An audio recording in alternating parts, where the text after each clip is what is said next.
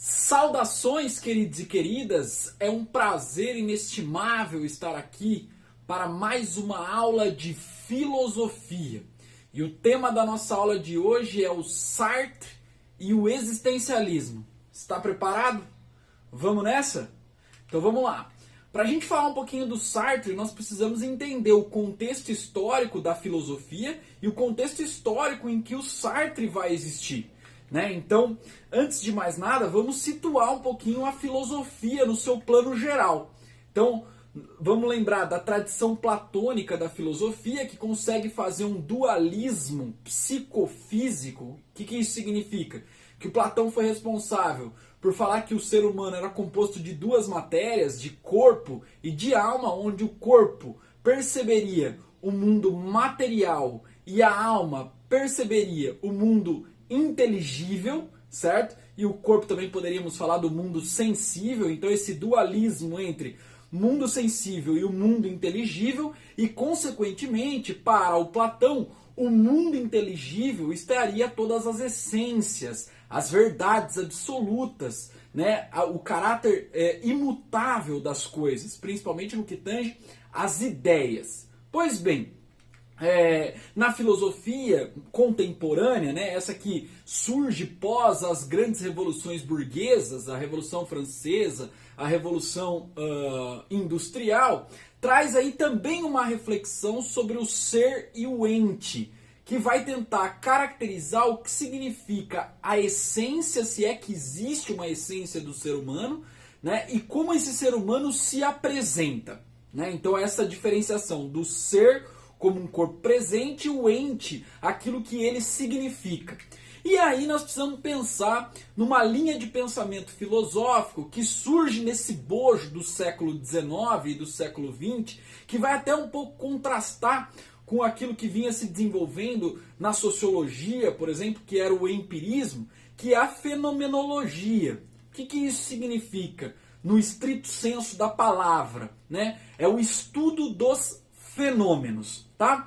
Bom, antes da gente entender o que significa o estudo dos fenômenos, nós precisamos compreender que o final do século XIX é um período marcado pela segunda revolução industrial e pelo desenvolvimento da ciência moderna como um todo.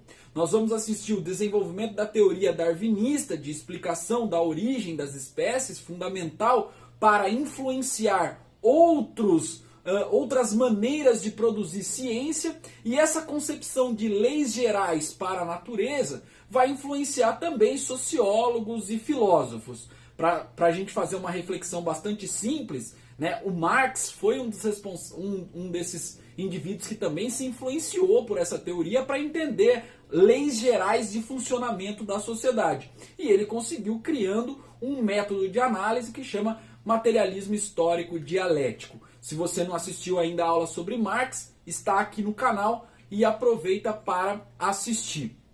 Pois bem, o que nós precisamos compreender sobre a fenomenologia?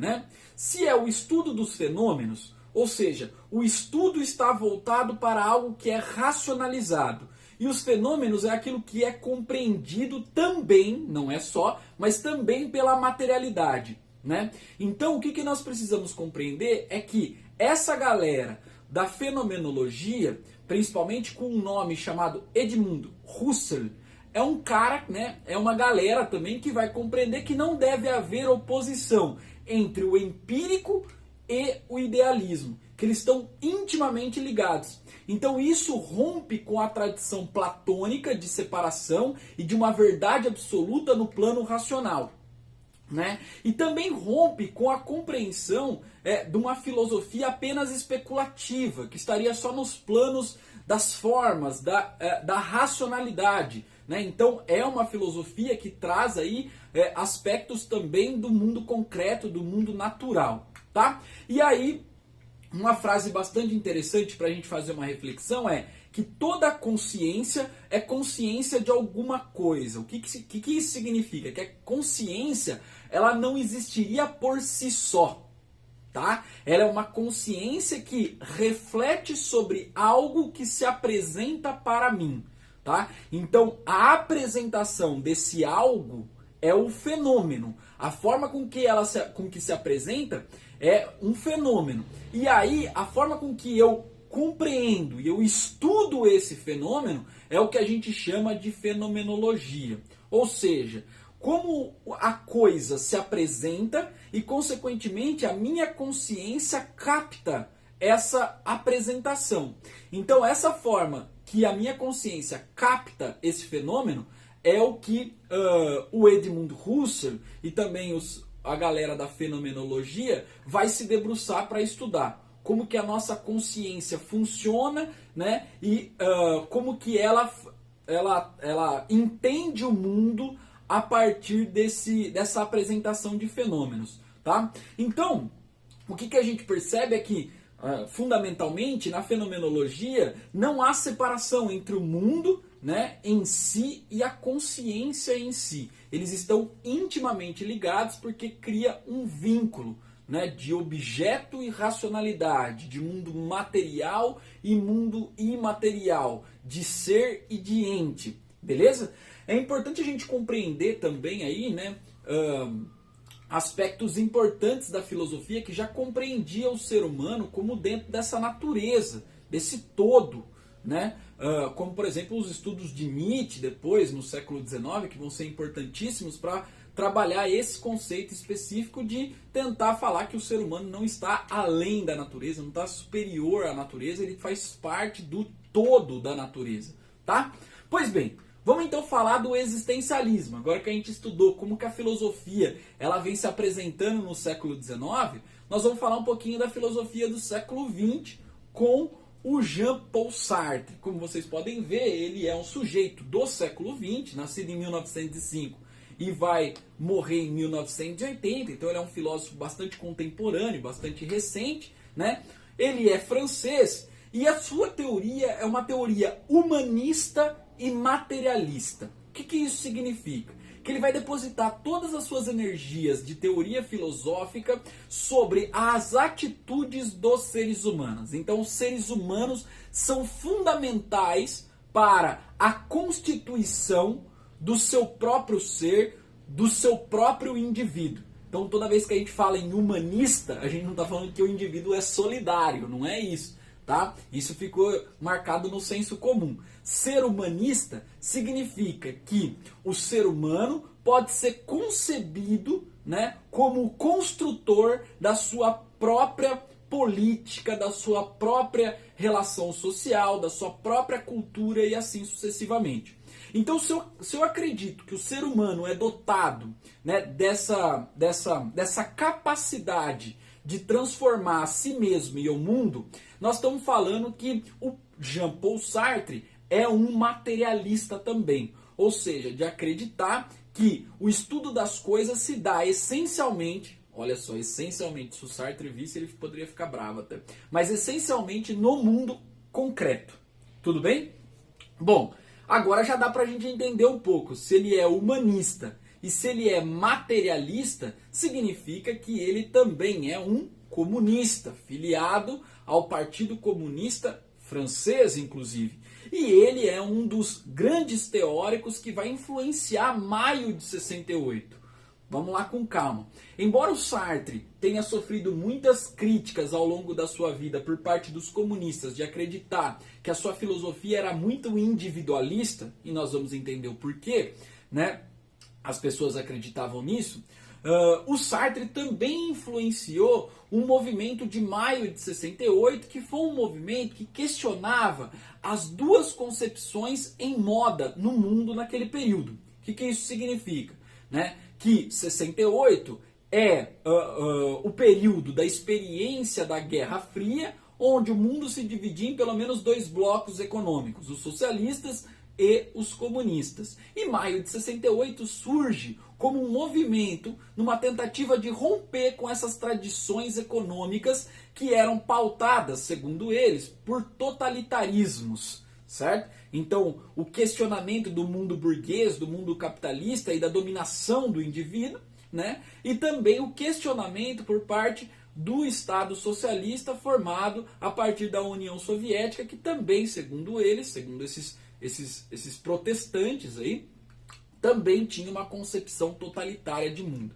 Então, maio de 68 surge com um foco na individualidade, com foco nas ações humanas, um movimento de inspiração anarquista ou de uma esquerda radical, né, que vai começar, sobretudo nas universidades francesas, mas que depois ganha corpo também no operariado, e o Sartre passa também a inspirar, por conta das suas teorias, todo esse movimento revolucionário que acontece na França. Então, para a gente começar a destrinchar um pouco a teoria sartriana, nós podemos dizer que ele traz um conceito que pode ser exemplificado nessa frase. A existência precede a essência. O que ele está querendo dizer? Né? Ele está dando um tapa na cara do Platão aí nesse início, dizendo que não existe a essência do ser humano. Né? Não existe uma essência que precisa ser desvendada do ser humano. Nós não somos um segredo e que nós precisamos ser estudado dentro de um método quadradinho de filosofia e falar, olha, o ser humano é isso. E, além dele falar isso, ele também questiona a possibilidade de predestinação. O que isso significa? Também questiona a visão religiosa por trás dos seres humanos também. Ou seja, dizendo que as ações humanas, elas correspondem única e exclusivamente aos próprios seres humanos. Ou seja, a vida dos seres humanos não estaria em ligação com aspectos divinos e nem com aspectos pré-determinados. Então não há predestinação, não há natureza humana, né? E não existe fundamentos éticos iniciais dos seres humanos. Sabe aquela discussão que os contratualistas tiveram no bojo dos movimentos revolucionários do século XVIII, né? Que dizia se o ser humano era essencialmente mau ou essencialmente ruim, né? O Hobbes antes do século XVIII, né? E o Rousseau nesse cenário iluminista, destrinchando, discutindo um pouco com o Hobbes isso, né? Se esse ser humano era mau por natureza, né? E buscava autopreservação, ou, a partir do Rousseau, falava que era bom e a sociedade que o corrompe. O Sartre vem para resolver esse conflito, né? Dizendo, não, o ser humano não tem absolutamente nada de princípio ético inicial. Tá? Não é nem bom por natureza, e nem não é nem mal por natureza, certo? Então ele faz uma crítica e a gente precisa entender então o que ele acha do ser humano. E aí a gente vai nesses dois conceitos que são fundamentais para a sua teoria. Ele vai tentar classificar a organização das coisas no mundo em que ele está vivendo, né, que é o que vale para ele, que é esse mundo empírico, né, entre duas coisas que a gente pode chamar de o ser em si e o ser para si. O ser em si são as coisas físicas e naturais e elas constituem uma identidade por si só, né? Então veja a influência aí da galera do movimento da fenomenologia, certo? Então as coisas do mundo material, né, elas se apresentam e elas existem por si só. E nós temos também o ser para si. O que isso significa? São seres humanos. Né, são indivíduos que são dotados de consciência, capaz de perceber os seres em si, capaz de perceber os objetos. E esse ser para si, ele não tem uma identidade declarada, uma identidade clara, não tem uma essência. Ou seja, os seres humanos, né, nós somos dotados de consciência, mas quando eu digo o que é um ser humano, a gente não consegue classificá-lo. Por quê? Porque a consciência ela tem uma multiplicidade de formas e de maneiras características de se apresentar que a gente não consegue equalizar num padrão só e falar o ser humano é isso. Beleza? Então, nesse cenário, a gente tem essa distinção do ser em si. A gente poderia até falar que o corpo humano morto, por exemplo, é um ser em si. Né? E o ser para si, que é o indivíduo mesmo, que não é só o corpo humano, é o que a gente chama de ser humano, né? A capacidade de agir, refletir dentro de um corpo, tá? E aí então há um questionamento por parte do Sartre da possibilidade de essência, né? Então, para ele, para o Sartre, não existe a essência do ser humano. O ser humano nasce e é um vazio. Ele é um nada. Olha só que angustiante, né? Ele é um nada, ele é um vazio, e isso significa que ele está pronto para atuar, né? Pronto para atuar sem um papel definido, sem um ponto eletrônico que vai dizer para ele aonde agir, né? Sem um ator já com uma característica definida, né? Com algo predestinado. Nada. É o ser humano no palco e ele vai então fazer as suas próprias falas e fazer o seu próprio papel. E aí a gente vai compreender que a partir das nossas escolhas, que são a todo momento, no cotidiano como um todo, faz da gente um ser único, certo? Porque eu escolho A, depois escolho B, depois escolho Y, depois escolho H, depois escolho tal. Isso vai criando em mim um ser humano e eu sou um ser humano único, incapaz de ser padronizado com qualquer outro ser humano, por conta das escolhas que eu fiz ao longo da minha vida e que eu continuo fazendo como um ser vivo, né? Um ser vivo e consciente. Então veja que interessante que a teoria sartriana é uma teoria que vai valorizar demais a individualidade dos seres humanos, né? É uma teoria que vai tentar mostrar que o ser humano é capaz de agir no mundo em que ele vive, tá? Então, quando a gente nasce, a gente é um nada, ou esse vazio, ele vai falar que, claro, a gente não vai ser vazio para o resto da vida. A gente vai ser sempre o fruto e o resultado das nossas ações e da nossa própria existência. Então a nossa existência no dia a dia, as nossas escolhas é que vão preenchendo as nossas individualidades e essa nossa consciência. Beleza? Inclusive, claro, né, a gente sabe que os outros também podem influenciar a gente. A gente vai falar dos outros no final. Beleza? Bom, e a questão da liberdade, né? Então, se eu vou nascer num palco vazio e sou livre para agir, a liberdade então parece que é intrínseca do ser humano, né? E aí nós poderíamos até caracterizar e problematizar o Sartre dizendo que a essência do ser humano é a liberdade. Já que a gente faz escolhas, então nós podemos compreender que ser humano é ser um indivíduo que faz escolhas, certo? Então daria pra gente problematizar isso e mostrar, né, ir um pouco mais além dessa teoria que foi apresentada logo de início pra gente, tá? Então o Sartre vai dizer que a liberdade é uma sentença. Olha que paradoxo, olha que contradição. Porque quando a gente fala que a gente está sentenciado ou condenado, né, nós estamos falando que nós estamos presos, sem possibilidade de escolha. E o Sartre é ele que vai dizer mesmo que nós estamos condenados a ser livres. O que isso significa então? Nós não podemos escolher ser ou não ser livres. Isso é como se fosse uma característica do ser humano. Então, as nossas ações, elas são as responsáveis pelas criações. Ou seja, isso coloca a gente com muita responsabilidade. Porque se nós somos os responsáveis por criar, né, obviamente que nós temos uma responsabilidade para com o futuro.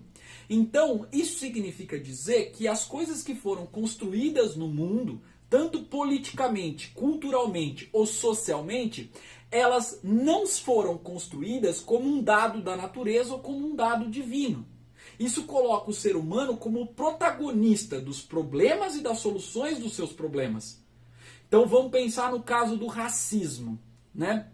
O racismo, se você vive numa sociedade onde o racismo é da sua estrutura e é estruturante, tão logo você é o responsável pelo racismo também. Assim como o machismo.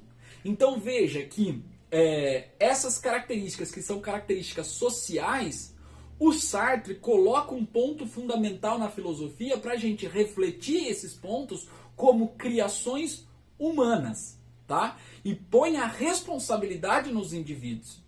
E aí ele joga todas essas responsabilidades para nós, e o nosso destino então, né, a formação do nosso destino, a compreensão do nosso destino é uma compreensão feita pelos próprios seres humanos. Então, é claro, obviamente, o Sartre não é ingênuo de acreditar que a gente já nasce com todas as possibilidades de escolhas possíveis. Ele não é ingênuo de pensar isso. Mas para ele pouco importa de como estamos. O que importa é o que faremos da onde estamos, certo? Então, ou seja, quais ações nós vamos tomar, né, a partir daquilo que foi constituído para mim. E é por isso que a teoria sartriana encaixa, de certa forma, com a teoria marxista também, né? Por quê? O Marx também vai ser esse indivíduo que vai responder que o ser humano é um agente histórico, mas a partir das condições anteriormente dadas para esse ser humano. Então a gente é agente histórico a partir daquilo que a história já produziu para nós e nós vamos ter as ferramentas daquilo que a história trouxe no presente, tá? Então o Sartre consegue compreender isso e, consequentemente, né, como a gente vai fazendo escolhas, nós vamos criando condições também. E essas condições vão acabando influenciando os outros seres humanos. Então, por isso que ele diz que antes de qualquer ação, é fundamental que a gente reflita sobre ela. Porque isso traz muitas responsabilidades da consequência das nossas ações, tá? Então, é colocar o ser humano, novamente ali, como um ser dotado de responsabilidade. É um ser humano que está pensando como ser um agente histórico, um agente de transformação. Pessoal, é importante nesse ponto mostrar que o Sartre está fazendo uma crítica ao marxismo ortodoxo também, que acreditava que a economia determinava as relações sociais.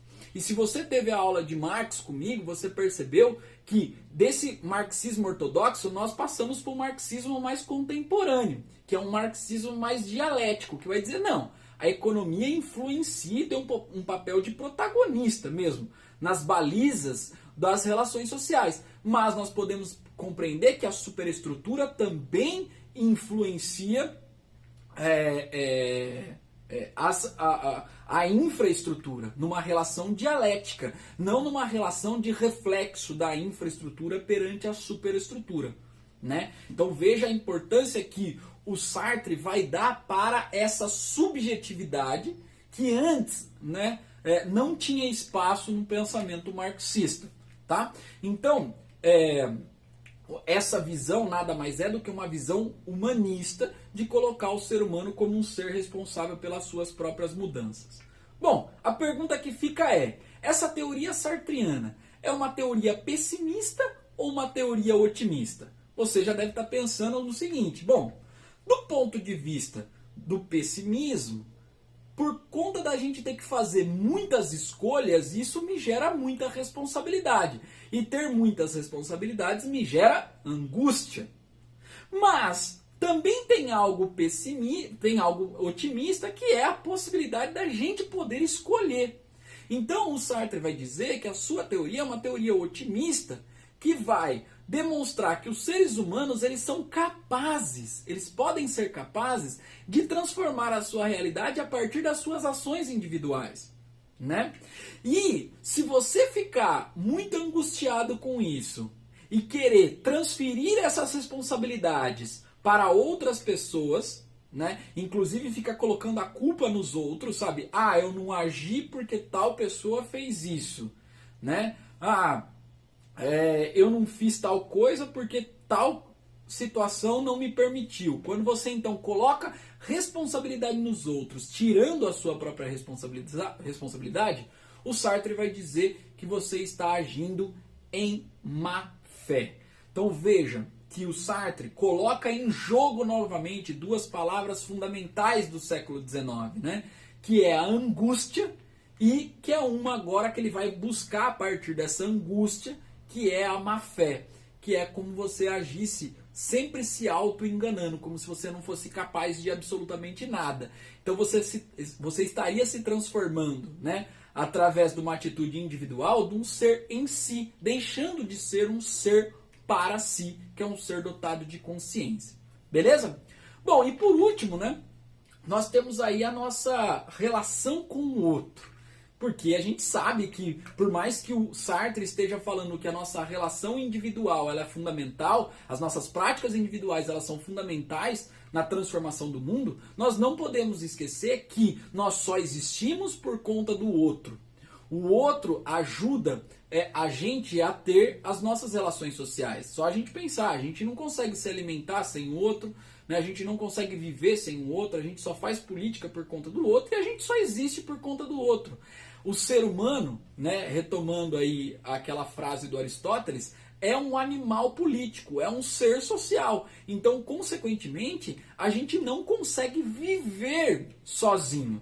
Então, se você estava levando a teoria sartriana para um aspecto muito individualista, ele vai agora te puxar e falar assim, calma, a responsabilidade é individual, mas você tem relações com o outro também. Então, o mundo da convivência é o da intersubjetividade. Então a gente precisa entender que essas relações sociais, elas afetam a nossa própria existência. E aí nós precisamos saber como nós vamos lidar. Se a gente lidar com altruísmo, né, com a nossa capacidade de escolha e entender que nós somos livres para escolher, né, que nós somos os responsáveis pelas nossas escolhas, você, obviamente, vai ter uma vida satisfatória e daquele lance vai conseguir compreender que a teoria é uma teoria otimista. Mas, se você viver em função dos outros, né, se a gente fizer escolhas para ter aceitação em determinados grupos sociais, né, e principalmente porque a gente sucede muito às críticas que os outros fazem pra gente e a gente busca ser aceito, né, consequentemente a gente vai viver em busca de uma aprovação e a gente vai viver uma vida de inferno. O que isso significa? Que a gente não vai constituir a nossa vida como um ser para si e vamos constituir uma vida de ser em si, imitando outras pessoas ou trazendo características que não são minhas para dentro de mim. E aí ele cria uma frase genial que é: o inferno são os outros. Ou seja, se a nossa identidade buscar apenas agradar e apenas a ser aceito, né, o mundo vai ser uma padronização dramática e, consequentemente, nós não teremos aí esse ser humano como um ser dotado da possibilidade da transformação. Então, veja que o existencialismo, né, nada mais é do que a experiência humana trazendo responsabilidades para o ser. Então o ser humano tem responsabilidade, por isso que a gente chama de existencialismo, porque o existir precede a essência. Ou seja, primeiro eu existo e depois, consequentemente, eu formo a minha identidade, a minha essência. Então, o princípio ético do existencialismo, vejam a contradição, o princípio ético seria uma essência do existencialismo, é que a liberdade está intimamente envolvida com a responsabilidade.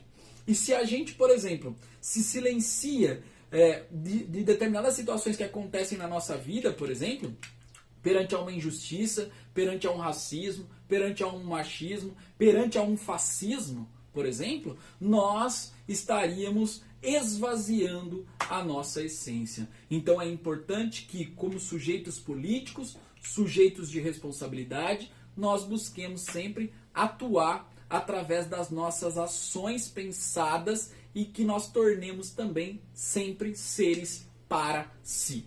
Beleza, pessoal? Essa aulinha aí, então, foi de Sartre e o existencialismo. Espero que vocês tenham gostado. Curta o nosso canal, dê o seu like no vídeo e um forte abraço. Valeu!